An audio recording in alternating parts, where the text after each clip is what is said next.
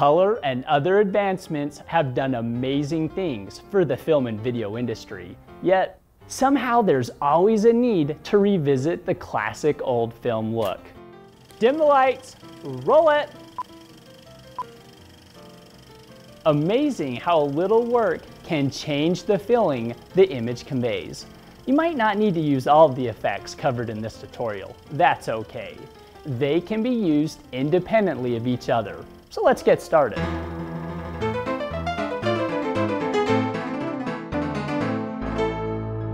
One way to achieve the old film look is to age your clip with all sorts of fun stuff, like scratches, dust, and hairs.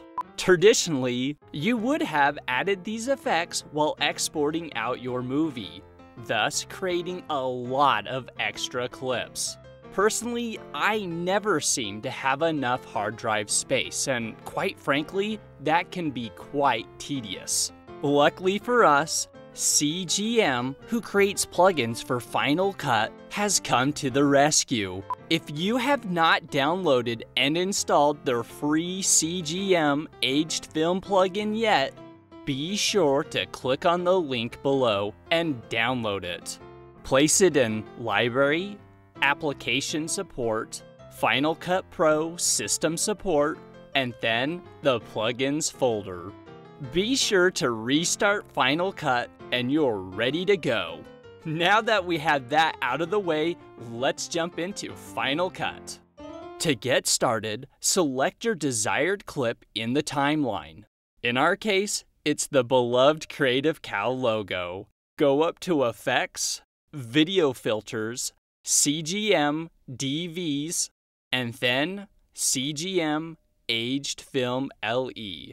Let's quickly render the clip so we can check out the results of the plugin. Pretty cool. At first glance, it looks complete, but there are even more things we can do to achieve a different look or feel. We'll start with tinting our image.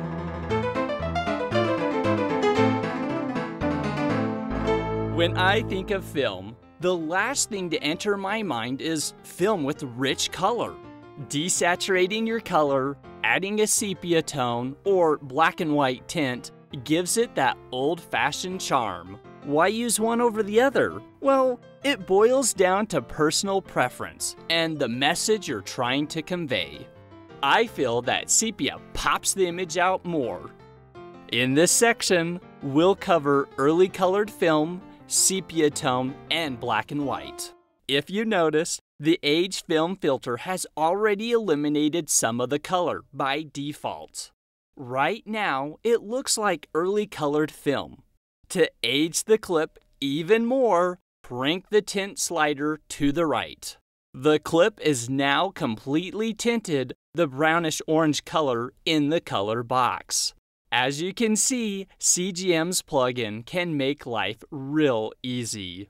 To get black and white, simply change the sepia color to black. I personally like to take it a step further.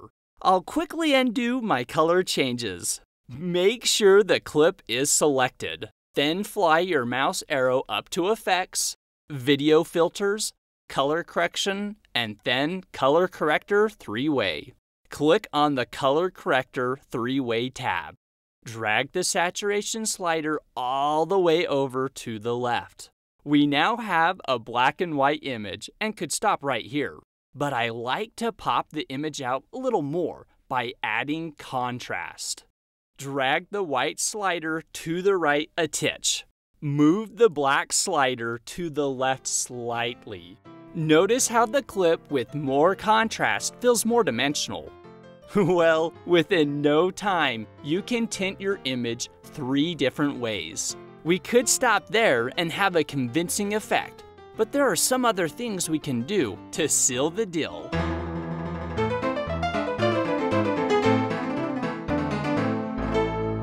The current settings add flicker, tons of dust, and a jitter, but don't offer any way to adjust the settings with the free version of the plugin. Remember, plugins can save you time, so be sure to look into CGM DVE Volume 2 Plus plugins. Until then, Return to the Filters section in the viewer. Click on the Preset button and select the Film Manual Settings in the pop-up menu.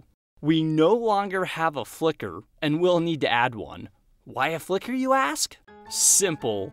The projector projects light through a frame of film so we can see the picture.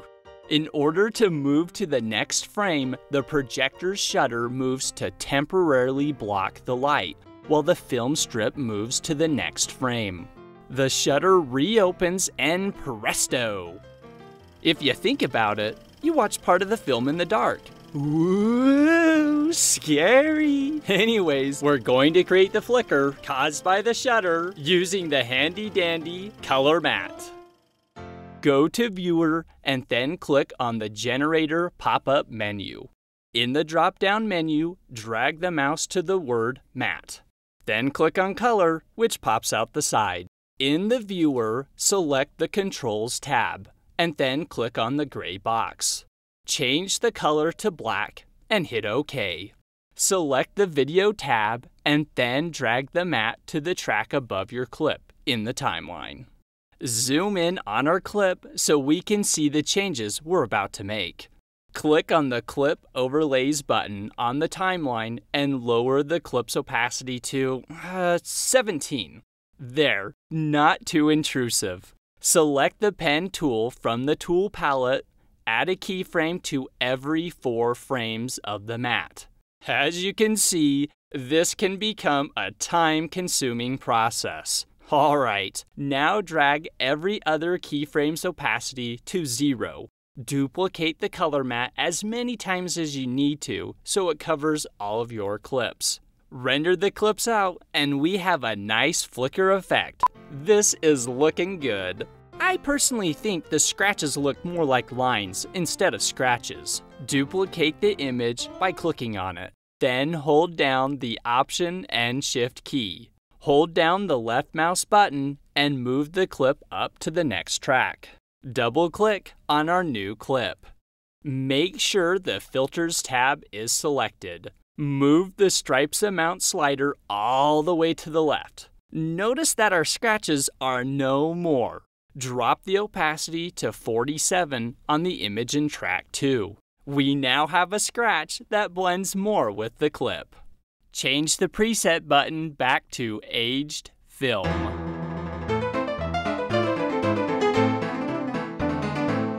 When I think of old film, I always picture a nice vignette burned around the edge of the image. Import the vignette.psd that came with the project files. Drag the PSD to the timeline and place it on top of our stack of stuff. Whew, that was one complicated section. If you want to create the vignette in Final Cut, you can add a round rectangle mask shape to a black color matte to create a vignette. Or you could simply use the vignette filter. I like it when the vignette hugs the edge of the clip as tight as possible, hence the PSD.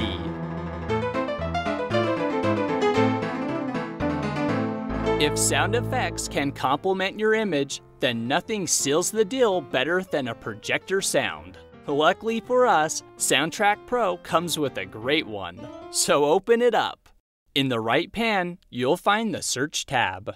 Be sure to change the category pop-up menu to Sound Effects. Click on the Mech Tech button. Scroll all the way down to Movie Projector and click on it. Ah, that sounds like that will work to me. Right-click on it and choose Reveal in Finder. Copy the audio file to where you have placed your project files.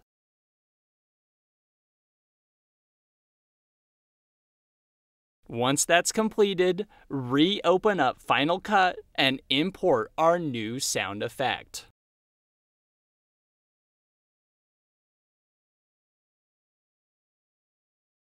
Drag it down to the timeline and move it around until the section with the biggest waveforms fits under our clips. And we have a completed effect. Maybe. The frame rate of our source footage can be a deal breaker.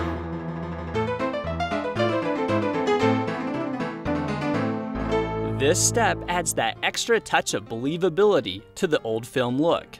Throughout history, film has been shot at all sorts of frame rates. Usually, silent films were shot at 16 frames per second, whereas the talkies were shot at 24 frames per second, which is still the standard today. Bottom line, if you're shooting your footage and you know you'll give it the old film look, be sure to shoot it in a 24p cinema type frame rate. Not sure how to do it? That's why the camera came with a manual. Don't worry, there's a workaround if you're stuck with footage shot at 30 frames per second. Click on your image in Track 2. Go up to Effects, Video Filters, Video, Deinterlace. Double-click on the lower image and then fly up to Effects yet again. Choose Deinterlace. Make sure the Filters tab is selected in the viewer. Change the field to lower. It's crucial that the top clip's opacity is set around 50 so we can see the two fields. Traditionally, video is sharper than film, so let's blur the bottom object a titch by going back up to Effects, Video Filters, Blur, and then Gaussian Blur. Type in 0.1. This setting can vary greatly based on the quality of your image. Seeing as how we're working with a still image, this step will not affect anything. Here's the video shot at 30 frames a second.